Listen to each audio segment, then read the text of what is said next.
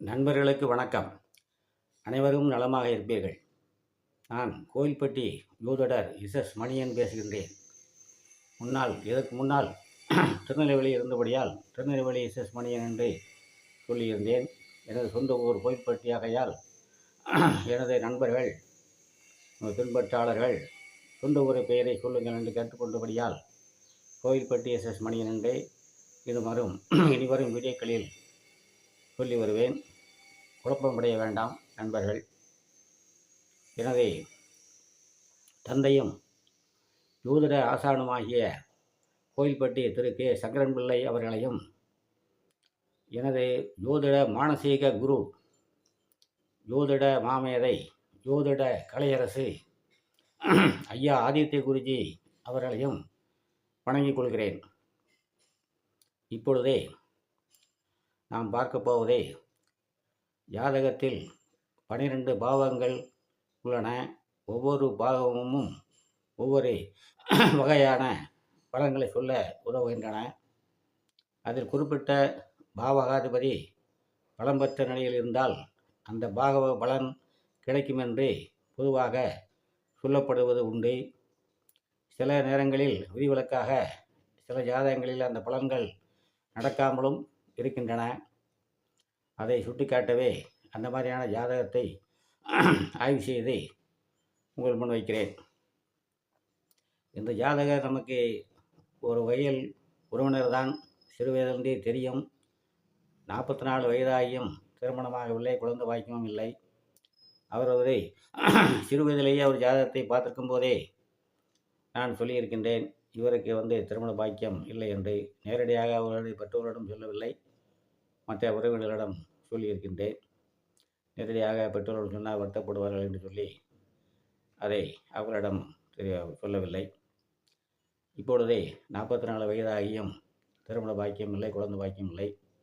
அதோடு மட்டுமல்லாமல் அவர் எந்த ஒரு தொழில் செய்தாலும் தொழிலில் நிரந்தரமாக இருக்க மாட்டார்.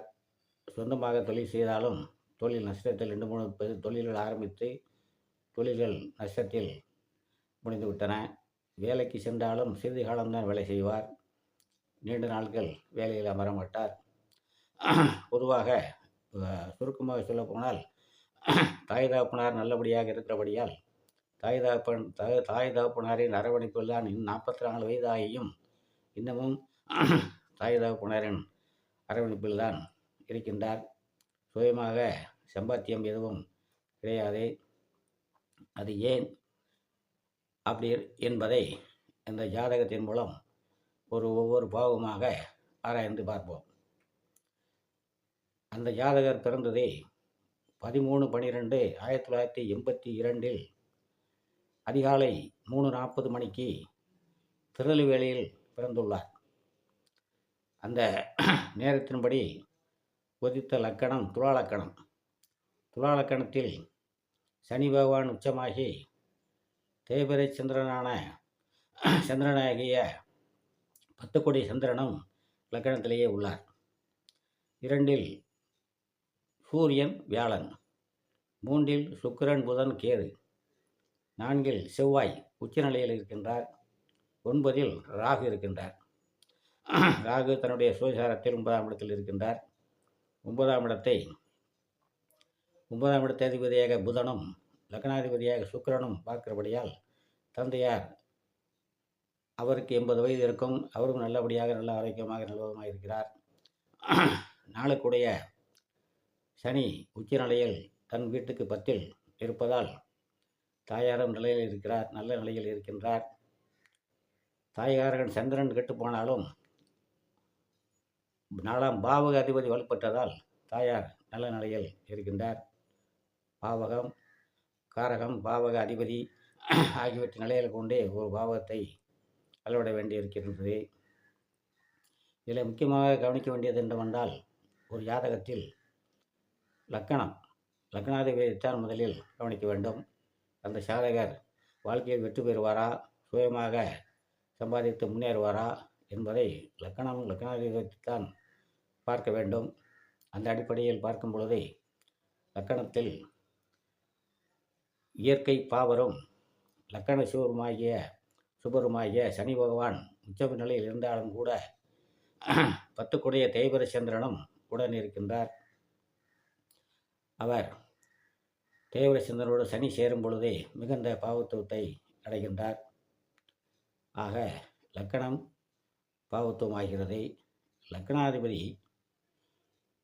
சுக்கிரன் லக்கணத்துக்கு 3ஆம் இடத்தில் மறைவு ஸ்தானத்தில் இருக்கின்றார். சுக்கிரனுக்கு 3, 8 மறைவு ஸ்தானங்கள், 6, 12 மறைவு கிடையாது.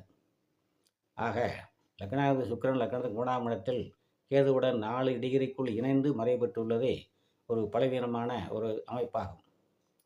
ஆக புதன் 9 புதன் உடன் இருப்பது சற்று ஆறுதல் அளிக்கக்கூடிய ஒரு விஷயமாகும்.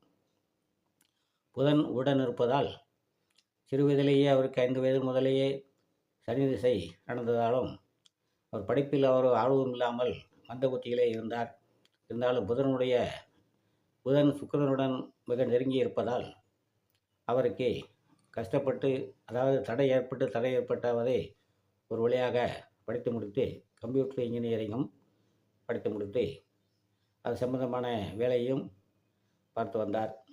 ஆனாலும் ஒரு நிரந்தரமாக ஒரு இடத்தில் இல்லை. அதன் பிறகு புதிதாக சொந்தமாக தொழில் தொடங்க வேண்டும் என்று 2-3 தொழில்கள் தொடங்கினார்கள். அவர் பெற்றோர்கள் அதுக்குண்டான பணத்தை கொடுத்து தொழில் தொடங்க செய்தார்கள்.